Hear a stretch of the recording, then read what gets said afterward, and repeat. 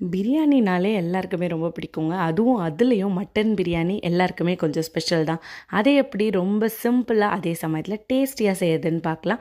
நான் குக்கரில் தான் செய்ய போகிறேன். ஸோ ஃபஸ்ட்டாக ஸ்டவ் பற்ற வச்சு எண்ணெய் ஊற்றி தாளிக்க வேண்டியதெல்லாம் போட்டு தாளிச்சிக்கலாம்.